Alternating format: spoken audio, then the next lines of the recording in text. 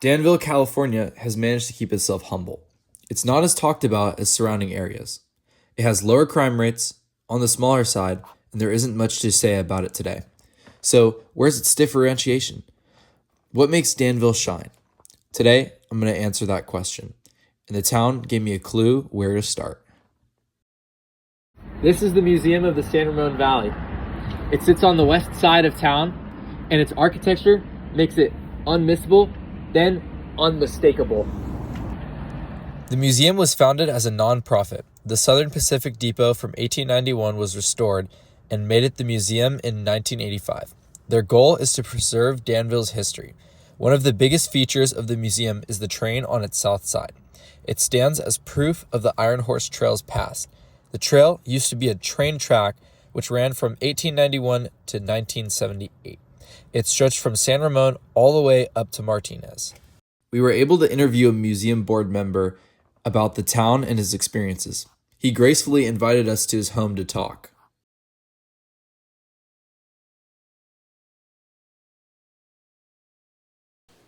What is your name? My name is Charles Chuck Ferreira. How long have you lived in Danville? 79 years, 8 months, and about 23 days. Wow. How is Danville different now than it was when you first moved or since then?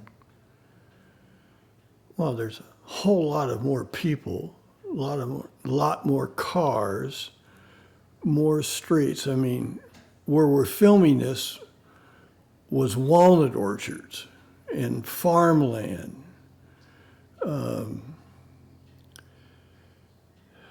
I think because of the nature of the small community at the time,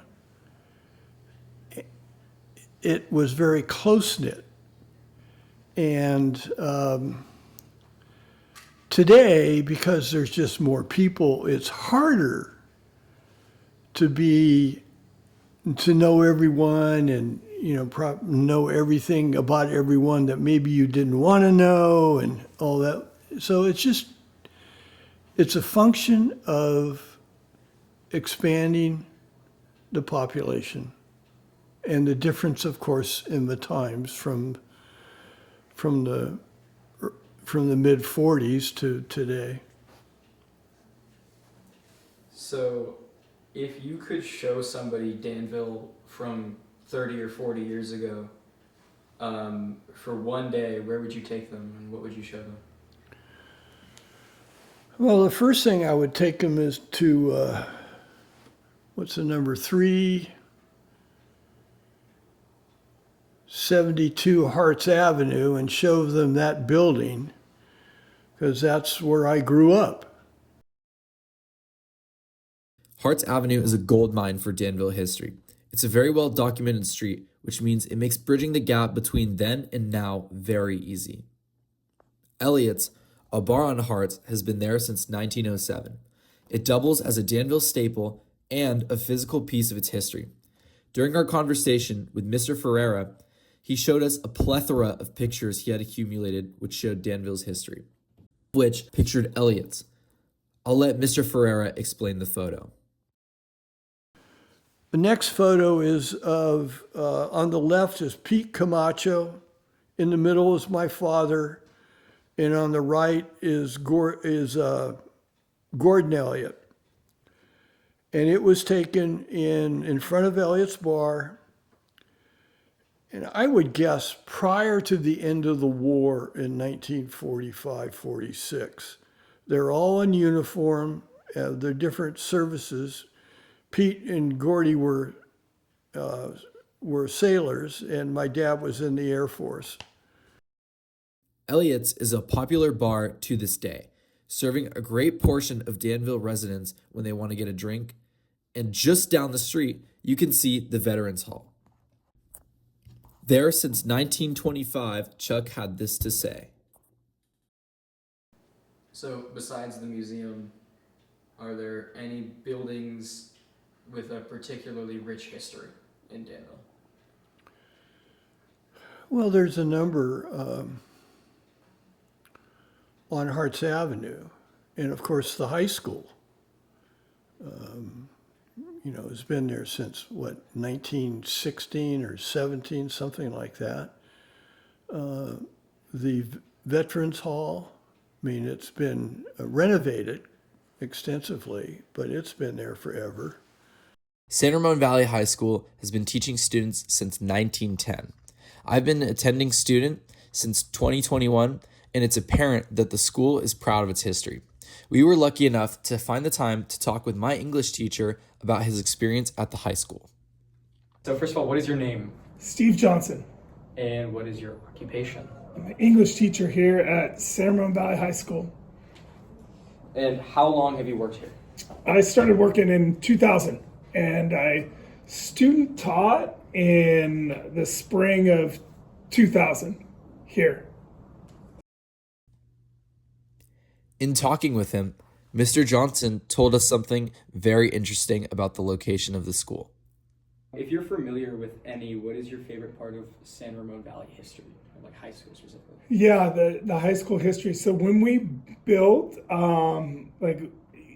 sort of like quirky fun is the Indian burial ground that we're on. I want to say late 2009. I mean, really just right over here. When they built the old big gym, actually they used to call it the man's gym. The boys' boys got the big gym and the girls got the small gym. And then obviously that's not like okay. And so when they were knocking down the old big gym, they found all these Native American remains. And it was pretty cool. So that summer you could come in, there's protocol, right? And so they figured that when the last time they built, they saw the bodies and just bulldozed it over. So this time they called in UC Berkeley and treated it like an archaeological dig. And I got to come in, and my two boys got to come in with me, and we, got to see some of the remains as they lay. I mean, you couldn't really see. It just looked like a white thing, but they were there with the brushes, and it was pretty cool. Pretty cool. Very interesting. The remains were thought to be 250 to 2,000 years old. Andrew Galvin was given the task of managing the remains because he was deemed the most likely descendant by the Native American Heritage Commission. The remains were carefully removed from the construction site and relocated to the Olons Indian Cemetery in Fremont. But the thing that stuck out to me most that Mr. Johnson said was in regards to San Ramon Valley's social sphere. Since you started teaching here 26 years ago, how has San Ramon Valley High School changed physically and socially? So physically, it's been under construction, I think, most of my career. It was much more spread out. And so I don't know if if we're walking out the south side, there's these big oak trees. There used to be those all over campus. And they're beautiful and huge. And so, but the school was much more spread out. And now with the new 3-story building, they kind of knocked down some of those trees. It definitely needed to be done, but we did lose some trees. And because some of the buildings were dated from the 1950s, there were yearbook photos of my old classroom that had been there in the 1950s, right? Like kids with white t-shirts and leather jackets and cigarettes in their shirt sleeves in front of my classroom, right? It was just that's wild to think. Socially, I don't think it's changed. I mean, I think this is, I still feel the same way about SRV that I did 27 years ago. And I think that perfectly describes the town. The town has changed. The trains aren't running anymore. There's a lot more buildings than people. The high school has more buildings. But the community thrives the same as it used to. There's more Danville residents now, so it's impossible to know everyone like it used to be. But that doesn't have to have a negative effect. I will almost always run into someone I know while downtown. It's a formality. Danville's past beautifully demonstrates its shine. It's a town for people, and I'm confident it will continue to do that for a long time.